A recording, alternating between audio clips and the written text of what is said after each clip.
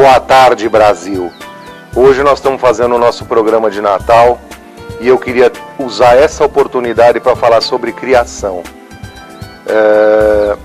Os antigos, quando eles desenvolveram as raças, o Campolina, o Manga Larga Marchador e o Jumento Pega, eles usavam essa tropa diariamente, era meio de transporte da época. Haja visto que a Associação Brasileira dos Criadores de Jumento Pega foi fundada em 1947, portanto ela tem hoje 60 anos.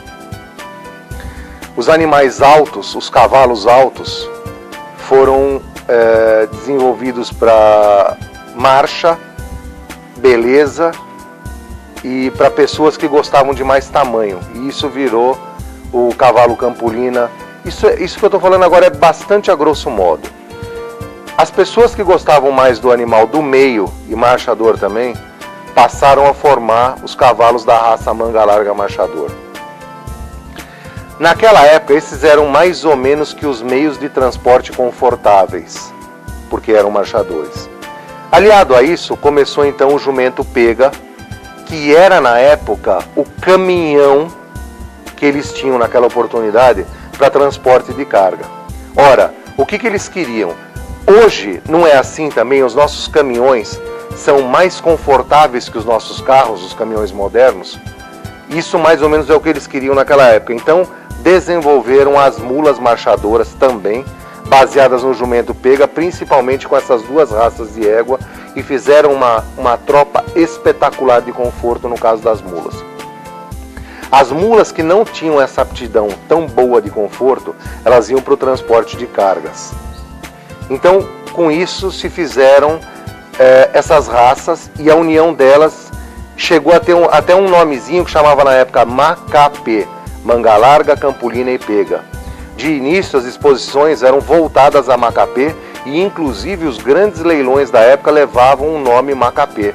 Então se juntavam esses criadores que na verdade eram quase que os mesmos, né, criando Manga Larga Marchador, Campolina e Pega. Com o advento dos caminhões, da modernidade, etc., a gente percebeu que houve uma migração desses criadores procurando mercados diferentes dos tradicionais, que era do real uso do cavalo e da mula, para mercados mais de elite, de animais de sela, de gente que tinha poder aquisitivo. Mas agora, para o final dos nossos tempos, o que a gente percebe que acabou acontecendo? Eu não estou falando agora que isso é 100% do mercado, que é maioria ou minoria. Eu estou falando de casos que abalaram as diversas raças. Então entraram pessoas com um poder aquisitivo bastante significativo e que pouco conheciam de tropa.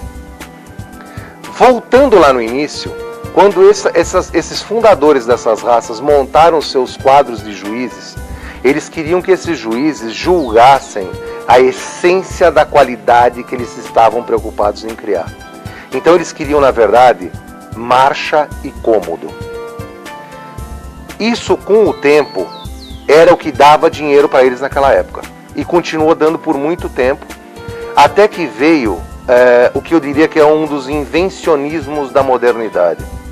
Então começaram a se preocupar com andamentos mais diagonalizados. Por quê? Porque houve uma influência dessas pessoas de alto poder aquisitivo que na verdade pouco conheciam de tropa e muitos deles sequer usavam a tropa que tinham em casa.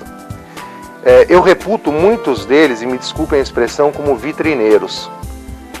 Criam, têm, mas jamais usaram. E quando você pergunta do conforto, ele diz: não, mas eu crio isso é só para peão montar. Então, para que eu vou criar um animal para o peão montar? Eu vou criar animal para a gente usar, para a família usar. É a mesma coisa que você dizer assim: não, eu crio cachorro para deixar o cara que limpa o canil ficar olhando para ele. Gente, isso para mim não tem sentido. Então, os criadores